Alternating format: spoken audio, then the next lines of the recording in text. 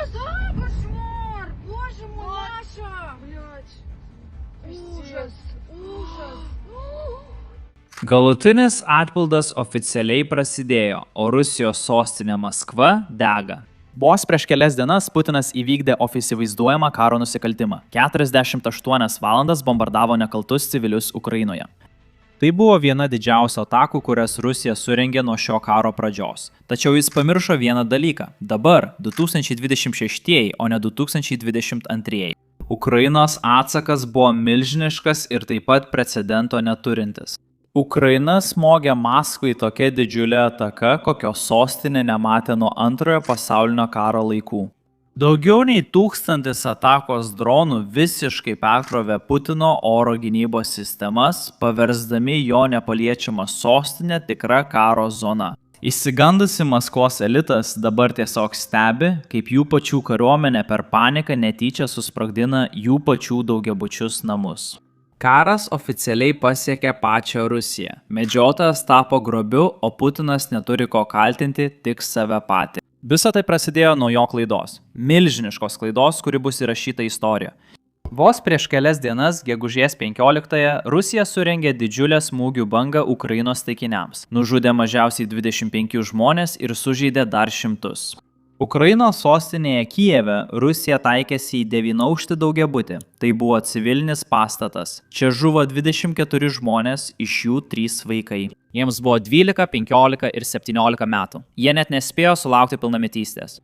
Šis Rusijos bombardavimas Ukrainos miestų ir civilių truko daugiau nei 40 valandų. Tačiau Rusija pamiršo vieną dalyką. Ukraina dabar turi galimybę atsakyti ir jie gali atsakyti stipriai. Jiems nereikia leidimo iš Jungtinių valstijų ar Europos. Jie gali gaminti ginklus savo šalyje ir gali naudoti tuos ginklus smogdami kur tik nori. Būtent tai ir padarė Zelenskis. Praėjus vos kelioms valandoms po Rusijos atakos, Zelenskis jau buvo nurodęs savo gynybos pajėgoms pasiruošti tinkamam atsakui. Ir tai labai svarbus dalykas, nes patikėkite, atsakas tikrai bus tinkamas. Kai gynybos pajėgos pradėjo planuoti šį tinkamą atsaką, mes iš tikrųjų sužinojome, kokį siaubą teko išgyventi Ukrainai. Vladimiras Putinas paleido daugiau nei 3000 smogiamųjų dronų, 1300 valdomų aviacinių bombų ir 74 raketas, nukreiptas prieš ukrainiečius, Ukrainos civilius gyventojus. Daugelis šių raketų iš tikrųjų pataikė gyvenamuosius pastatus, kaip ką tik aptarėme. Tai buvo viena baisiausių savaičių, kurias Ukraina išgyveno nuo šio karo pradžios. 2022 metais ir tai galėjo reikšti vieną dalyką. Šis atsakas turėjo būti toks, kokio Rusija dar niekada nebuvo mačiusi. Ir to Putinas nesitikėjo. Ukraina smogė viskam, ką tik galite įsivaizduoti. Net Maskvos gyventojai nebuvo saugus. Rusijos elitas, gyvenantis saugomose rajonuose, daugiabučių kvartaluose Maskvoje, taip pat visai nebuvo saugus. Ir deja, šiuos daugiabučius Maskvoje medžiojo ne Ukrainos dronai, tai buvo Rusijos oro gynybos sistemos. Tačiau prie to dar prieisime po akimirkos.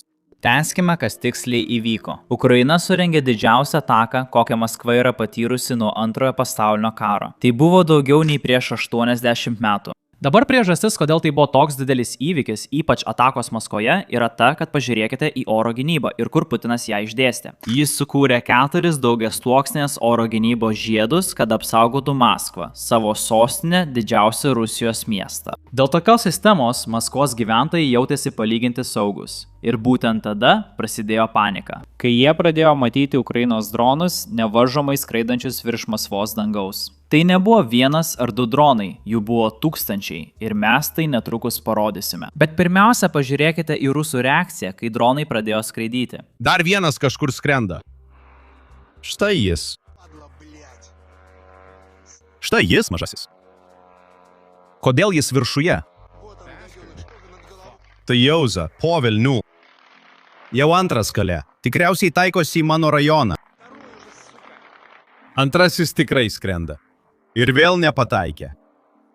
Dabar, tai dar vienas dalykas, kurį noriu pabrėžti. Šiame vaizdo įraše matysime daug įrašų, kuriuos padarė Maskvos gyventojai. Ir tai mums sako vieną dalyką – miestas nėra dažnai atakuojamas. Todėl piliečiai nežino, kad teisiškai kalbant, Rusijos viduje jiems neleidžiama filmuoti šių vaizdo įrašų ir skelbti jų internete. Tai buvo retas įvykis, ypač tokio masto. Ir žmonės, apimti visiškos panikos, pradėjo filmuoti ir skelbti šimtus, gal net tūkstančius vaizdo įrašų. Tai bus labai naudinga ukrainiečiams ateityje, nes jie galės sužinoti, kas buvo pataikyta, kas nebuvo pataikyta ir galės patobulinti savo būsimus smūgius. Bet dabar pereikime prie to, į ką jie tiksliai pataikė. Ši ataka prieš Maskvą ir visą Rusiją truko lygiai 48 valandas. Tai buvo lygiai tiek laiko, kiek truko Rusijos ataka įvykdyta Ukrainoje. Tai negalėtų būti aiškiau. Tai buvo tiesioginis atsakomasis smūgis ir žinutė pačiam Putinui. Pati Rusijos gynybos ministerija patvirtino, kad per vieną dieną numušė daugiau nei 1000 dronų. Vėlgi, jaučiu, kad pavargsiu tai kartoti, bet tai Rusijoje dar niekada nebuvo nutikę nuo pačio karo pradžios, maždaug prieš 4 metus. Ukraina niekada nėra panaudojusi daugiau nei 1000 dronų. Ir mes žinome, kad jie tai padarė vakar, nes pati Rusija tai patvirtina. Dabar įsivaizduokite, kiek dronų iš tikrųjų pataikė, jei pati Rusija sako, kad numušė 1000 dronų. Pasak Ukrainos sistemų pajėgų, savo viešame pareiškime jie teigia, kad per šią ataką sistemingai sunaikino 46 vertingus Rusijos karinius ir karinio jūrų laivyno objektus. Putinui baisiausia buvo šio įvykio poveikis Rusijos piliečiams, Rusijos gyventojams, ypač elitui gyvenančiam Maskvoje. Iki šiol jie kentėjo nuo karo, nemeluosiu, bet jie nebuvo matę to, ką pamatė per pastarąsias 24 valandas. Jie nemanė, kad tai apskritai įmanoma. Leiskite paaiškinti, ką turiu omenyje. Jūsų ekrane matote droną krentantį šalia didžiausio Maskvos oro uosto. Ir kai sakau krentantį šalia, galite matyti, kad lėktuvai yra tiesiai už tos ugnies, kur nukrito dronas. Taigi tai praktiškai buvo pačiame oro uoste. Dėl to turime vaizdo įrašą iš oro uosto vidaus, kuriame matyti, kad jis praktiškai tuščias. Iš tikrųjų viskas tuščia. Lėktuvai nekyla, keleivių nėra. Ir visi registracijos langeliai tiesiog uždaryti. Iš tikrųjų turime įrašą moters gyvenančias netoli oro uosto, kuri beveik realiu laiku reaguoja iš dronų išpolius. Paklausykite. Taigi, iš esmės, jie apšaudo Šeremetjevo oro uostą kaip Holivudo filme. Pliet. Tai visiškai suknista. Aš gyvenu netoli, o dieve. Kur šį kartą sprogo? Šį kartą tai sprogo. Kas po velnių tai yra? Man taip įgriso šitas ir tai nutiko visame Maskvoje. Tai buvo tik vienas oro uosto taikinys ir abejoju, ar Ukraina net bandė taikytis į tą oro uostą. Čia turime prisiminti, kad Rusijoje pastaruosius 4 metus buvo trukdomas GPS signalas. Žmonės negali tiesiog įvesti adreso savo telefone ir nuvykti ten, kur nori, nes GPS neveikia. Dėl to matėme, kaip rusai arba žmonės vykstantys į Rusiją tiesiog pravirksta, nes pasiklysta mieste. Dėl viso to trukdymo, GPS trukdymo ir dronų trukdymo, dronai kartais tiesiog praranda kontrolę ir nukrenta ten, kur yra. Jie tiesiog nukrenta iš dangaus ir tai sukelia atsitiktinį gaisrą oro uoste, kaip ką tik matėme. Dabar tai vyksta visoje Rusijoje ir tai galime pamatyti iš kito vaizdo įrašo, kurį paskelbė Rusija moteris tiesiog vaikščiojusi aplinkui. Pažiūrėkite. Aš tokia sukrėsta.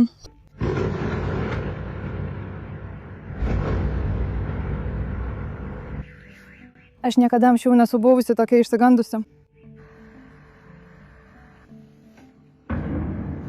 Na, ne visi iš tikrųjų.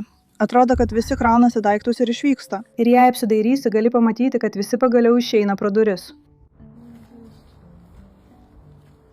Mes einame prie automobilio ir kuo greičiau išvažiuojame iš čia. Visi stovi laiptinėje, visi slepiasi laiptinėse. Ir lyg to būtų negana, rusų oro gynyba netyčia apšaudė savo pačių daugiabučius namus. Ir aš to neišgalvoju, mes turime tai nufilmuota. Ir be to, Rusijos piliečiai patvirtina, kad savo akimis matė, kaip Rusijos oro gynybos raketos nukrito ant daugiabučio namo arba pataikė į daugiabutį namą. Nesu tikras, kuris iš jūs, pažiūrėkite ir parašykite komentaruose žemiau. Pirmiausia, pažiūrėkite į smūgį.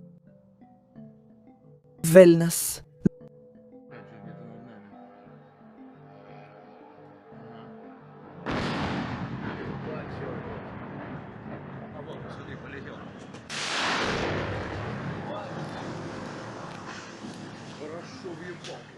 Ir tada turime įrašą, arba tiksliau TikTok įrašą iš Rusijos pilietės, kuri kalba apie tai, kad matė smūgį ir jį patvirtina, kas tai buvo. Paklausykite.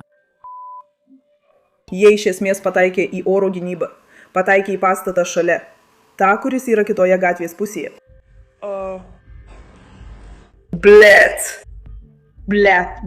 į kaimyninį daugiabutį, į 11 pastatą. Jis yra priešais, tiesiai per kelią nuo Nikitos pastato. Tada ekrane galite matyti vaizdo įrašą, kuriame Ukrainos dronas įskrenda į naftos perdirbimo gamyklą Rusijoje. Tai gana svarbi perdirbimo gamykla Maskvoje. Ši gamykla yra Maskvos Kaponsko rajone, priklauso Gazprom. Perdirba maždaug 245 barelius naftos per dieną. Ir apie 40% to kuro iš tikrųjų grįžta į Maskvą. Taigi jis tenkina vidaus poreikius. Tai reiškia, kad tai viena labiausiai saugomų vietų regione. Ir nepaisant to, dronas įskrenda ir gali padaryti $100 milijonų žalos. Vienas dronas. Kaip manote, ar tai yra proporcingas atsakas iki šiol? Ar turėtume tęsti?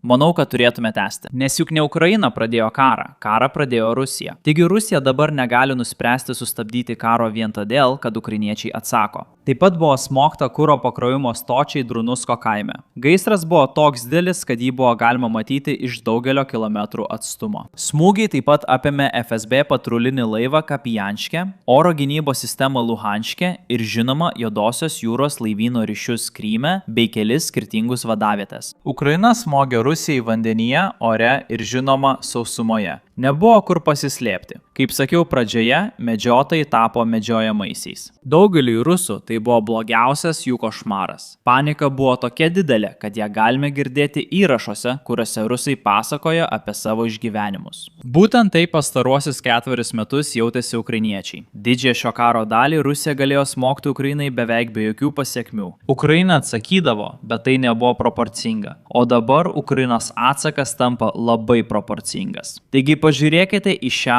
rusų reakciją. Buvo toks dūzgiantis garsas, net nežinau kaip jį apibūdinti. Tarsi kažkas skristų tiesiai virš mūsų namo, man buvo baisu. O tada, kai pamačiau dūmus, mes atsibudome 4 ryto, jie kilo iš miško. Na, ne visai mūsų miškas, bet tas, kuris yra ant mažo kalnelio netoliese, vos už 3 minučių kelio. Buvo tiek daug dūmų, pagalvojau, o Dieve, tai taip arti. Iš tikrųjų, tas garsas dabar tai skrendantis lėktuvai. Kai skrenda lėktuvai, tai reiškia, kad oro uostas, Šeremetjevo oro uostas, yra atidarytas, vadinasi viskas ramu. Verčiau jau tegul jie kelia triukšmą, negu nutiktų kas nors kita. Bet kokiu atveju taip dūzgė, o tada tie sprogimai. Aš tiesiog drebėjau, gulėjau po antklode visiškai apsirengusi, taip ir buvo. Oras žvarbiai šaltas. Jis iki kaulų persmelkė. Umi buvo šalia Valera. Negalėjau nusiraminti. Ukrainos dronų vadas paskelbė šį pareiškimą po visos šios operacijos. Pareiškimas buvo labai paprastas ir, esu tikras, rusai apie tai daug galvos. Maskva niekada nemiega ir be to nesu 100% tikras. Tai ir norėjau pasakyti, bet manau, kad tai dronas ir žinutė užrašyta ant drono sparno, kuris tikriausiai skris į Rusiją arba Rusijos okupuotą teritoriją. Taigi, rusai šią žinutę gaus tiesiai į rankas.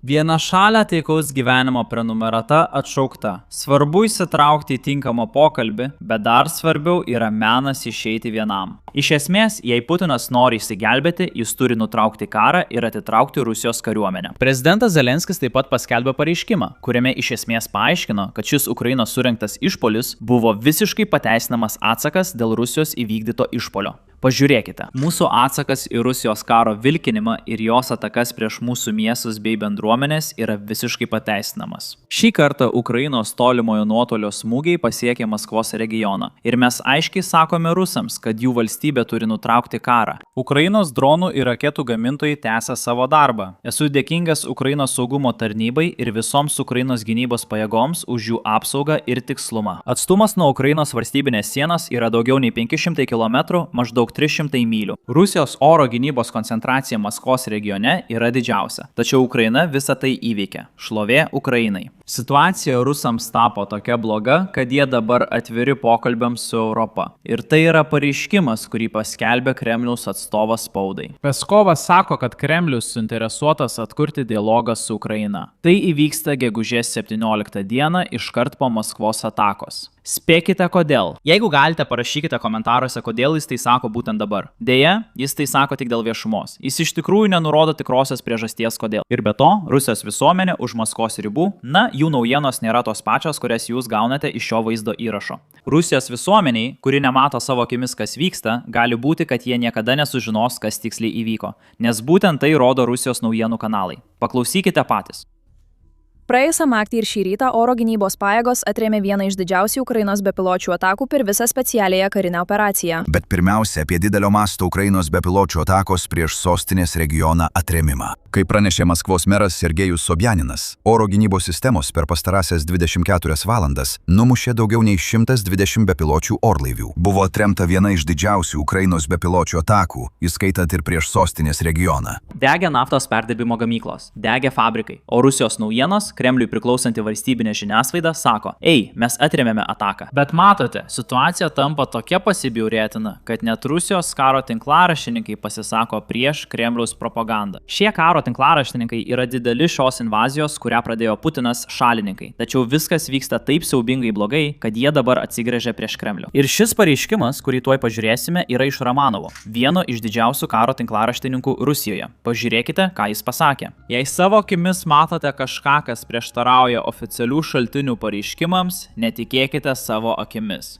Praėjusią naktį Ukrainos ginkluotųjų pajėgų kamikadzės drono nuolaužos atakavo Amiznov Azov, didžiausia chemijos pramonės įmonė pietų Rusijoje. Tačiau pasak regiono gubernatoriaus žalos nėra, taigi pasitikėkite oficialiais šaltiniais. Žinoma, čia jis kalba sarkastiškai. Jis išjuokia oficialią versiją ir tai kokia juokinga. Nes pažiūrėkite į gaisrą apėmusi tą gamyklą. Tai tikriausiai galima pamatyti iš 10 km atstumo. O Rusija sako, kad žalos nebuvo. Tai primena garsųjį Džordžo Orvelo posakį. Partija liepia tau atmesti savo akių ir ausų liudijimus. Tai buvo jų paskutinis, svarbiausias įsakymas. Rusijai karas grįžta namo. Pasak Zelenskio, karas grįžta ten, iš kur atėjo – į Maskvą. O Putinas dabar sako savo piliečiams, kad jie turi užsimerkti ir užsikimšti ausis. Tai visiškai nevyksta pagal planą. Mano vardas Semas. Tai viskas, ką šiandien jums turėjau. Iki kito vaizdo įrašo.